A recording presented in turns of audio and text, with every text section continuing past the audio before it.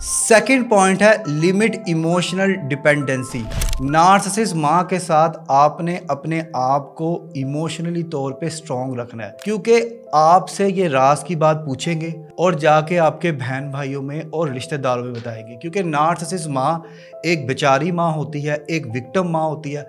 वो हर चीज़ का आप पे असर डालेगी, आपको बुरा भला कहेगी, आपकी इज्जत नफ्स को ख़राब करेगी, लेकिन अल्टीमेट जाके वो यही शो करेगी कि वो मासूम है, उस पे जुल्म किया जा रहा है, उसके साथ बुरा हो रहा है। तो आपने अपनी माँ को कुछ नहीं कहना।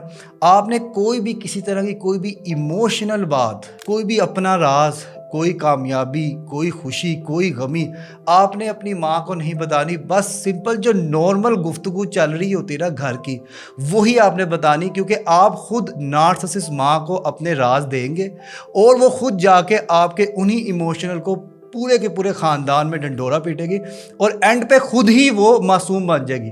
तो लिमिट कर लें, अपने इमोशनल सेंटिमेंट्स को जितने भी हैं बचा के रखें।